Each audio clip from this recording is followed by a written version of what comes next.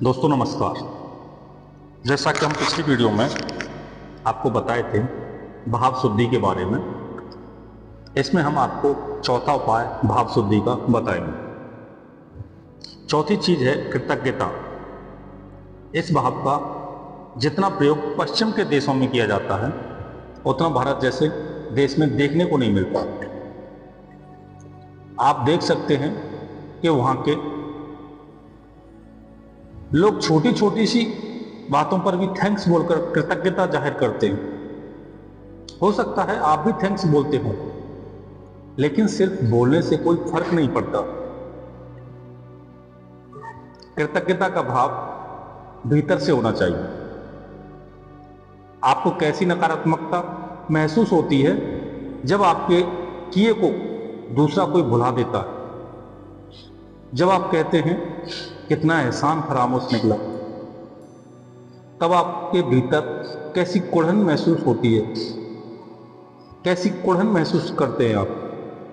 इसके ठीक विपरीत यदि कोई आपके किए के लिए निरंतर आपका आभार प्रकट करता है, तब आप कैसी खुशी महसूस करते हैं।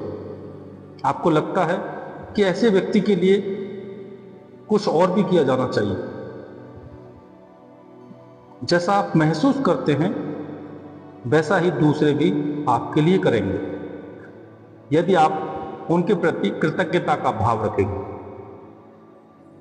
जब भी हम सच्चे दिल से दूसरों को थैंक्स बोलते हैं तो हमारा सिर स्वतः ही झुक जाता है।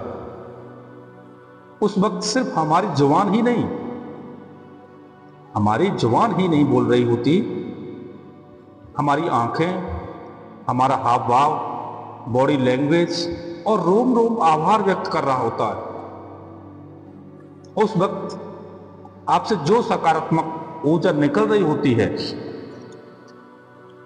और उसका जो असर हो रहा होता है, उसे ध्यान देकर कभी ऐसे क्षणों में गौर करके देखें, तब आपको पता चल जाएगा। असल में हमने यहां कोई नई चीज नहीं बताई है, हमने सिर्फ आपकी संवेदनाओं को उकेरने की कोशिश की है। हम आपको यकीन दिलाना चाहते हैं कि उपरोक्त 4 चीजों को साधकर जीवन से सभी नकारात्मक भावों से छुटकारा पाया जा सकता है। हमें बस अपने जीवन पर नजर दौड़ाकर देखना होता है कि हमारे भाव किन चीजों से प्रभावित होते हैं। क्या हमारे जीवन में मैत्री की जगह बैर, शत्रुता ने ले ली है? क्या हम हिंसक हो जाते हैं? क्या शरीर की मांग के बगैर भी हमें काम वासना जकड़े रहती है? क्या हम क्रोध में पागल हो जाते हैं? अपने भावों पर नजर डालिए। जरा अपने भावों पर आप एक बार नजर तो डालिए, फिर उसी के अनुसार उन्हें परिवर्तित करने का उपाय भी कीजिए। अब एक बार फिर उस ग्राफिक्स को देखिए जो पहले हम वीडियो में आपको दिखा चुके हैं। देखिए, यदि इन 4 चीजों को अपना लिया आपने, इन 4 चीजों को अपना लिया जाए तो फिर क्या बाकी रह जाएगा? इसके बाद 5वां यानी विशुद्धि चक्र रह जाता है, जो अहंकार से जुड़ा होता है।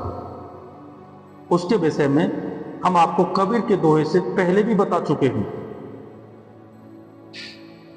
वाल्मीकि जो कि डाकू थे, जिन्हें पढ़ना लिखना तक नहीं आता था, उन्होंने राम राम का उल्टा यानी मरा मरा जप कर वह स्थान पा लिया था कि जिनकी लिखी रामायण आज भी लोगों को रास्ता दिखाने का काम करती है। इन 4 चीजों को अपनाकर अब बगैर किसी आसन पर बैठकर साधना के अपने चक्रों को संतुलित कर सकते हैं। आपको कोई आसन बिछाकर साधना पर बैठने की जरूरत नहीं है। आप अपने चक्रों को संतुलित कर सकते हैं, जिसके बाद ऊर्जा का उदरगमन स्वतः ही होने लगता है। साधना का अर्थ कोई चीज साधने से, संतुलित करने से होता है। इन 4 चीजों पर ध्यान देकर भी आप वही तो करेंगे। दोस्तों, इस वीडियो में इतना ही। अगले चैप्टर में हम आपको प्राण ऊर्जा से जुड़ी कुछ महत्वपूर्ण जानकारी देने के साथ साथ हाथ की उन मुद्राओं के बारे में बताएंगे जिन्हें आप चलते फिरते कर सकते हैं, जो आपकी ऊर्जा को गति और चक्र संतुलन में बेहद सहायक होती है। धन्यवाद मित्रों।